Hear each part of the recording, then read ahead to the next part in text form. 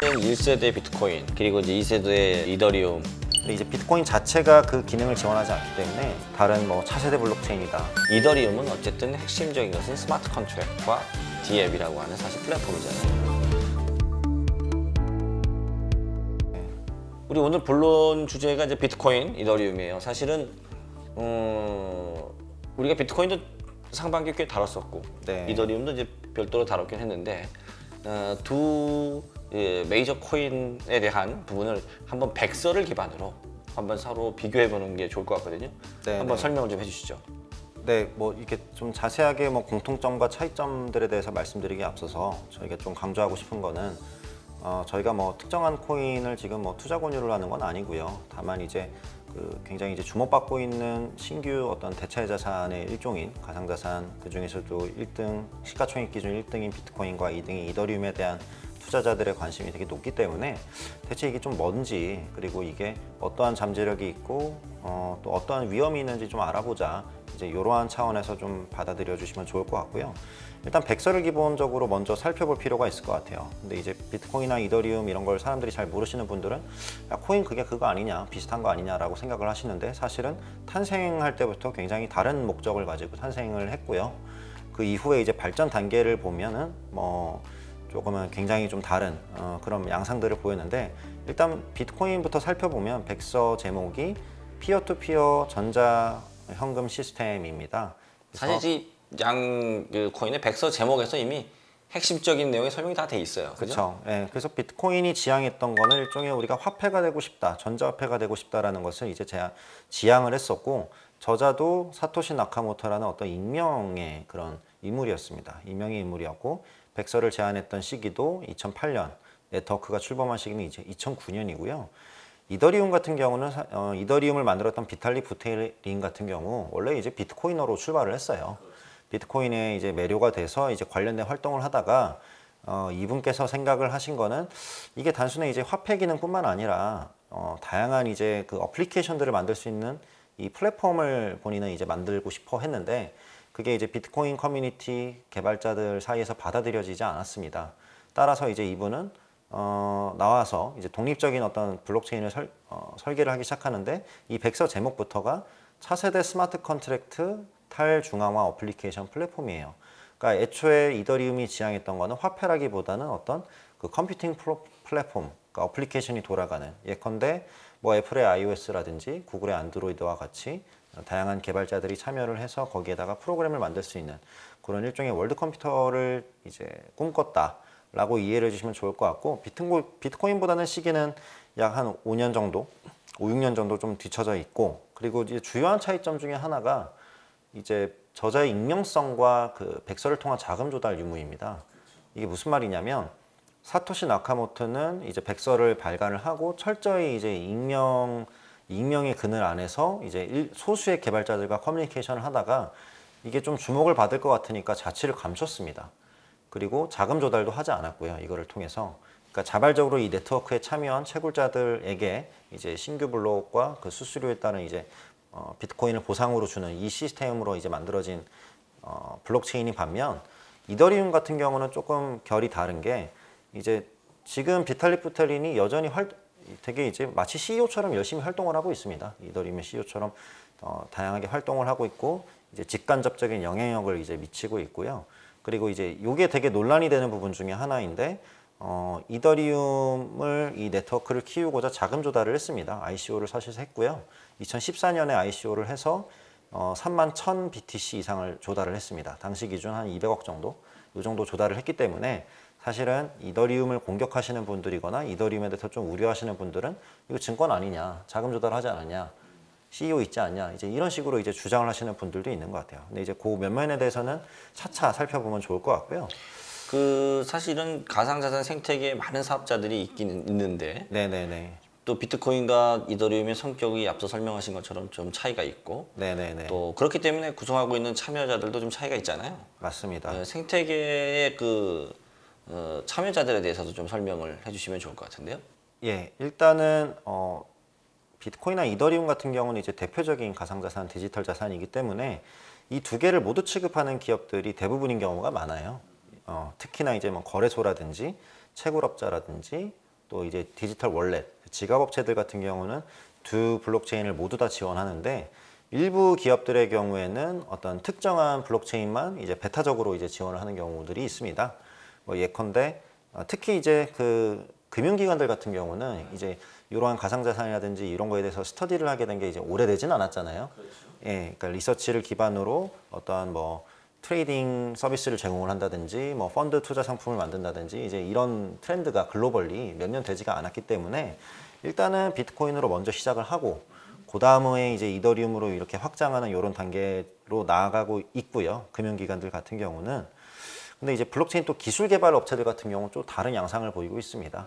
예컨대 뭐 이더리움 쪽에 또 그런 데가 되게 많아요. 컨센시스를 비롯해서 이더리움 또 기업 연합들이 있고 또 그 이더리움 같은 경우는 다양한 어플리케이션이나 또 우리가 이따가 얘기하겠지만 레이어 2라든지 사이드 체인이라든지 이런 기술적인 그런 복잡성이 좀 있기 때문에 다양한 이제 기술 업체들이 여기 포진되어 있는 반면 이제 비트코인 같은 경우는 좀 단순한 편입니다. 그리고 애초에 이제 화폐로서 우리가 등장을 했지만 현재는 화폐 기능하는 거는 좀 제한적이지 않습니까? 일종의 그냥 이제 그 자산의 그 기능을 하고 있는 건데, 근데 이제 이 화폐로서 이제 결제 그 송금 기능을 향상시키기 위한 일부 기술 업체들이 있다. 라이트닝 랩스라든지 아니면은 블록스트림이라든지 이런 데가 있고 또 결제 송금 업체들도 되게 다양한 면모를 보입니다. 근데 아무래도 이더리움만 베타적으로 하는 것보다는 이제 비트코인만 베타적으로 하거나 예컨대 트위터라든지 이번에 이제 트위터와 협력을 하게 된 스트라이크라는 회사가 있어요. 예, 이제 뭐 이런 회사들은 이제 비트코인만 베타적으로 지원을 하고 아니면 이제 기존의 이제 결제 레거시 업체들 뭐 비자라든지 마스터카드라든지 페이팔 이런 데는 이제 비트코인이나 이더리움 둘 다 모두를 지원하는 이런 이제 양상을 보이고 있고 이따가 또 얘기를 하겠지만 이제 탈중앙 어플리케이션 플랫폼 이런 쪽은 아무래도 이더리움 생태계가 굉장히 큰 이런 양상을 보이고 있다 정도로 이제 좀 이해를 해주시면 좋을 것 같습니다. 사실 그렇기 때문에 규모 면에서도 꽤 차이가 좀 나잖아요. 한번 요약장표를 보면서 조금 더 좀 중요한 사항들만 한번 정리를 좀 해볼까요? 네, 이게 이제 우리가 오늘 이제 말씀드릴 내용들을 조금 요약을 해놓은 어떤 장표인데. 비트코인이나 이더리움 같은 경우 이제 크게 뭐 기능적으로 좀 다른 부분들이 있고요. 그리고 또 이제 기술적으로도 다른 부분들이 있습니다. 그리고 여기서 더 나아가서 특정한 몇 가지 이제 지표들을 통해서 또 이게 비트코인이나 이더리움이랑 어떠한 또 차이점이 있고 어떠한 공통점이 있는지 이제 살펴볼 예정인데 먼저 이제 좀 기능적인 비교를 하면 좋을 것 같아요. 사실 이제 말씀도 주셨지만 우리가 이제 비트코인 같은 경우에는 가치 저장 수단이라고 이렇게 좀 얘기를 하고 또 이더리움은 비트코인과 다르게 이제 발행량의 한계가 없어요. 비트코인은 이제 2,100만 개 딱 정해져 있는 반면 그렇기 때문에 이 기능적인 측면에서 어떠한 부분들이 있는지 특히 또 이제 올해 런던 하드포크 우리가 지난번에도 얘기를 했지만 그러면서 이더리움의 이제 소각이 나타나면서 이더리움이 또 새롭게 좀 주목받는 부분도 있지 않습니까? 그래서 이 부분들을 한번 좀 설명을 해주면 좋을 것 같습니다. 네, 일단은 뭐 대표적인 이제 기능 중에 하나는 스토어 오브 밸류라고 얘기를 하죠. 가치의 저장 수단이다라고 봤을 때 일단 비트코인 같은 경우는 이 기능적으로는 포지셔닝은 좀 확실하게 한 것 같아요. 그러니까 일단은 2,100만 개로 이제 사전 발행량이 고정되어 있고 그리고 현재 약 90% 정도가 이미 발행이 됐습니다. 발행이 됐고 신규 공급량도 이게 알고리즘에 의해서 4년마다 한 번씩 절반씩 줄어들도록 반감기에서 이렇게 설계가 돼 있고요. 근데 이제 이더리움 같은 경우는 그동안 이제 지적되었던 것들이 이게 총 공급량이 제한적이지가 않다. 그리고 통화 정책이 되게 가변적이다. 그래서 사실은 이게 인플레이션이 있다 이렇게 얘기해요. 뭐 이제 이렇게 주장하시는 분들도 있었어요. 그래서 실제로 과거 데이터를 보면은 왼쪽 차트를 보시면 이제 연간 공급량 기준 이제 작년이랑 올해입니다. 비트코인 같은 경우는 이제 1.8% 정도 이제 연간 공급량이 있는 것이고 이게 앞으로 점점 낮아지게끔 설계가 돼 있어요. 그게 이제 예측이 가능하고. 근데 이제 이더리움 같은 경우는 상대적으로 비트코인보다는 이제 조금 더 높은 연간 공급량을 보이고 있고 이게 앞으로 어떻게 될지 모른다라는 이제 불확실성이 있었는데 최근에 이제 이더리움 같은 경우에 이제 대규모 그 프로토콜 업데이트를 합니다. 런던 하드포크라는 거를 통해서 업데이트를 했고 여기 이제 EIP 156라는 이제 특성이 나오는데 이에 대해서는 저희가 저번 영상에서 다뤘으니까 여기 위에 한번 태그를 또 달아서 태그를 달아서 올려주시면 좋을 것 같고 요약을 하자면 이제 이더리움 같은 경우 이제 발행량이 그러니까 신규 발행량이 이제 줄어들게끔 그 알고리즘이 변화가 갑니다. 변화가 가서 실제로 이 하드포크가 시행된 이후에 신규 발행량의 약 절반 정도, 53% 정도가 이제 소각이 됐다고 해요. 그래서 전체 이제 발행량에서는 0.3% 정도밖에 안 되지만 어쨌든 계속 그 신규 발행량이 이제 줄어들고 있어서 연간 공급량 또한 과거 대비해서는 많이 줄어들 것으로 지금 예상이 되고 있다. 그래서 가치 저장의 수단의 측면도 이더리움도 이제 이제 부각을 받고 있다. 이렇게 좀 이해를 해주시면 좋을 것 같아요. 그리고 사실 결제나 송금 부분에도 좀 차이점을 좀 알아봐야 되는데 저희가 앞서서 그 7페이지에서 이 산업의 생태계를 살펴보았을 때도 결제나 송금 참여자에 있어서 비트코인이나 이더리움이 조금 차이가 있었거든요. 활용하는 데에도 좀 차이가 있지 않을까요? 예, 아무래도 우리가 아까 이제 백서를 살펴보면은 비트코인 같은 경우는 이제 P2P 일렉트릭 캐시 시스템으로 이제 시작을 했기 때문에 이 부분에 대한 이제 그 문제를 해결하기 위한 시도들이 굉장히 많은 것 같아요. 그래서 근데 이제 비트코인 프로토콜 자체는 건드리지 않고 이제 레이어 2라고 불리는 이제 비트코인 메인 블록체인의 이 거래 내역을 기록하는 게 아니고 이제 다른 쪽에서 이거를 거래 내역을 정산을 한꺼번에 나중에 하는 방식으로 이제 라이트닝 네트워크라고 불리는데 이제 이거에 대한 잠재력이 되게 많이 주목을 받고 있습니다. 그래서 최근에 엘살바도르에서 이런 그 국민들에게 이 지갑을 깔게 했다든지 아니면 트위터에서 이렇게 송금을 가능하게 한다든지 이런 것들은 모두 이 라이트닝 네트워크 기술을 쓰고 있고요. 최근 들어서 이제 폭발적으로 성장을 하고 있습니다. 9월 말 기준 이제 라이트닝 네트워크 노드 개수가 이제 104% 정도 성장을 했는데 이제 라이트닝 네트워크만 얘기를 해도 사실은 되게 할 얘기가 많기 때문에 오늘은 좀 개론적인 얘기만 좀 하는 것으로 하고요. 이더리움 같은 경우는 이더리움 네트워크의 이제 그 네이티브 에셋이죠. 이더. 이제 요것만 베타적으로 결제에 쓰이는 경우는 없는 것 같아요. 근데 다만 이더리움의 기능 중에 하나가 이제 자산 발행 기능이지 않습니까? 그래서 이제 이더리움 체인 위에 이제 그 달러와 그 가치가 패깅된 그런 이제 스테이블 코인이라고 불리는 것들 이런 것들이 굉장히 많이 이제 발행이 되었고 스테이블 코인 시총이 100조가 넘습니다. 100조가 넘고요. 대부분은 이제 이더리움 체인 위에 기반해서 많이 만들어졌어요. 그 중에서도 이제 특히 좀 주목할 만한 게 이제 USDC라 불리는 이제 스테이블 코인. 이제 요거는 이더리움 기반으로 많이 이제 발행이 됐고 그리고 작년 대비해서 이제 거의 15배 정도 성장을 했다. 시가총액 기준. 이렇게 봐주시면 좋을 것 같고 또 비자라든지 마스터카드도 이제 스테이블 코인인 USDC를 활용해서 이제 정산 테스트를 하고 있다. 정리해서 얘기하자면 이 결제 및 송금에서는 비트코인 자체가 쓰이는 경우가 있다. 근데 이제 비트코인이 이제 그 확장성이 좀 제한적이기 때문에 느리고 비싸기 때문에 이 비트코인 메인 블록체인이 아닌 이제 레이어 2라 불리는 이제 별도의 어떤 그 다른 거래 내역을 통해서 이걸 한꺼번에 정산하는 식으로 해서 활용되는 라이트닝 네트워크가 되게 많이 성장을 하고 있고 이더리움 같은 경우는 이제 이더 자체가 결제 수단으로 많이 쓰인다기보다는 이더리움에 기반한 이제 스테이블 코인이 이제 가치 변동성이 낮기 때문에 이게 결제 및 송금에서 쓰이는 사례가 많다. 그래서 둘 다 많이 쓰인다. 다만 양상은 조금 다르다라고 봐주시면 좋을 것 같아요.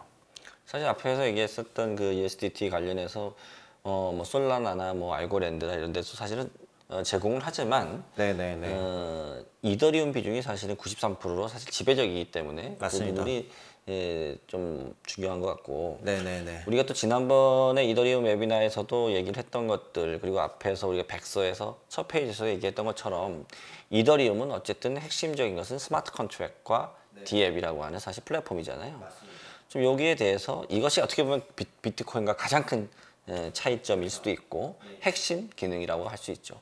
요거에 대해서 조금 더 설명을 하고 이어서 그렇기 때문에 사실은 이 스마트 컨트랙과 디앱 때문에 이더리움이 갖고 있는 이 확장성에 대한 얘기도 한번 이어서 해보도록 합시다. 네, 그 이제 저희가 이제 설명드릴 때 과거 영상 같이 한번 이렇게 띄워주시면 좋을 것 같고 스마트 컨트랙이란 디앱 같은 경우는 이제 비트코인이 그 역할을 제한적으로밖에 하지 못해요. 그래서 이제 그 개발자라든지 이 생태계가 형성이 되어 있지 않습니다. 반면에 이제 이더리움 같은 경우는 이 오픈 소스에 기반해서 되게 다양한 함수값들을 넣을 수 있거든요. 예컨대 비트코인 같은 경우는 이런 거예요. 제가 이제 그 코딩을 할 때 제가 본부장님한테 뭐 돈을 보냈다. 뭐 이제 요 정도 수준의 이제 그 코딩만 할 수 있는데 이더리움 같은 경우는 이게 가능한 거예요.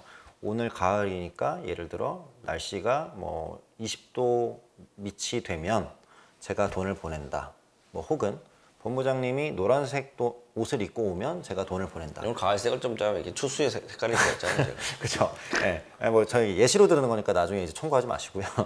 그 어쨌든 이렇게 이제 if 함수 값을 넣어서 어떤 이제 다양한 이제 상태 값들을 이제 계산할 수 있는 게 이제 이더리움의 특징인데, 그러다 보니까 이제 다양한 창의성을 가진 어떤 개발자들이 여기서 만들어낼 수 있는 게 되게 많아요. 우리가 그때 자판기를 얘기했었어요. 예. 그래서 이제 스마트 컨트랙에 대한 내용은 이제 그 과거 영상을 좀 참고를 하시면 될 것 같고, 그래서 어쨌든 이제 비트코인은 굉장히 이제 제한적이다. 이 DApp이라든지 스마트 컨트랙 생태계 내에서 비트코인의 존재력은 제한적이다. 다만 어떤 재미있는 일이 있냐면, 이더리움의 이제 그 DApp 중에서 이제 우리가 나중에 좀 자세하게 다뤄볼 만한 디파이라는 부분이 있지 않습니까? 그렇죠. 디파이, 뭐 우리가 NFT 이런 것들이 있는데, 디파이 쪽에서 이제 금융 분야에서 비트코인이 일종의 담보물 역할을 해요. 네. 근데 이제 비트코인 자체가 그 기능을 지원하지 않기 때문에 이 비트코인의 가치에 패깅된 그 토크나이즈드 비트코인이라고 부르는데, 이것들이 이제 등장하기 시작합니다. 그래서 이제 그것들이 이제 이더리움 체인 위에 올라가기 시작하고요. 그 전체 비트코인 중에서 현재는 이제 1.3% 정도가 토큰화되어 이더리움 상위 위에 올라가 있어서 이게 이제 금융 생태계 내에서 담보물로 쓰인다. 비트코인의 역할은 현재로서는 그 정도다라고 보시면 될 것 같고, 이더리움 같은 경우는 일종의 그 iOS나 안드로이드처럼 어플리케이션을 만들어낼 수 있는 그 앱스토어 같은 느낌이기 때문에 지금 거의 독보적인 DApp 플랫폼으로 자리매김을 했다. 그래서 8월 기준 DApp 개수 기준으로 전체 시장 점유율의 약 79% 정도를 차지를 하고 있고, 금융이라든지 게임 등 다양한 분야의 이제 DApp이 존재를 해서 우리가 보면 요새 이제 디파이라든지 NFT 그런 트렌드의 대표적인 수혜 자산으로 자리매김을 하고 있다라고 봐주시면 좋을 것 같습니다. 근데도 사실은 1세대 비트코인, 그리고 이제 2세대의 이 이더리움, 뭐 이런 것들이 점점 이제 확장성이 좋은 것처럼 실제로 이들보다도 더 큰 기능이나 확장성을 주장하면서 새로운 후발주자들이 나타나고 있잖아요.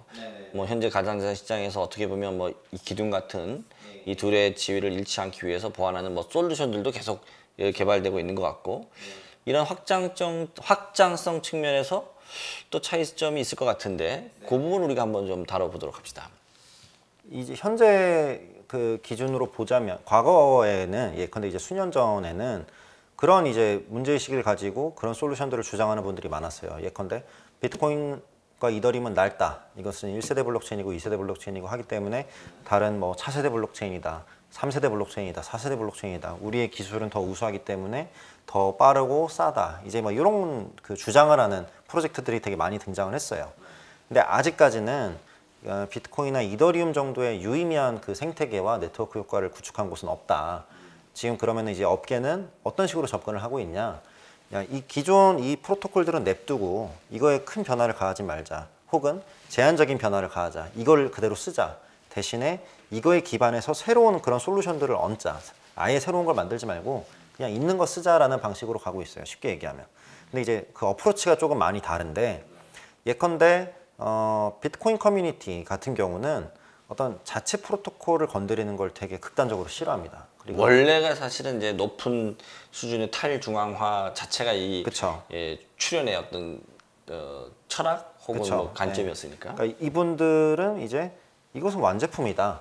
그래서 이 완제품이기 때문에 요거는 건들지 말고, 그러면 아까 제가 말씀드린 레이어 2라는 이 메인 블록체인이 아닌 레이어 1이라면 레이어 2, 다른 이제 그 위에 쌓아져 있는 다른 솔루션을 통해서 해결을 하자라는 게 이제 비트코인 커뮤니티의 어떤 접근 방법인 것 같아요, 현재로서.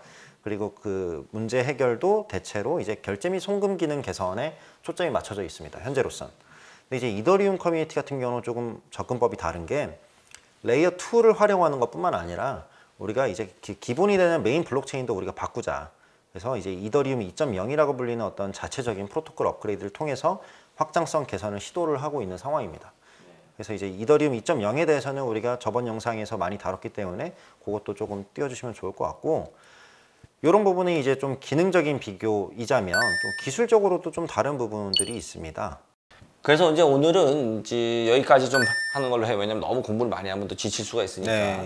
그래서 이 외에도 사실 서로 비교해야 될 것들이 좀 많이 있잖아요. 그 부분은 저희가 다음 시간에 이어서 설명드리는 걸로 하겠습니다. 지난 1년간 이제 185%나 이게 그러한 이제 디파이 NFT 또 어떤 최근의 변화들. 과거에 사실 우리가 막 요플레 그런 막 떠먹는 음료, 그쵸. 경주 최씨에서 이게 분파들이 쭉쭉 나오는 걸로. 아무래도 비트코인 같은 경우는 이제 트랜잭션이 막 활발하게 일어나.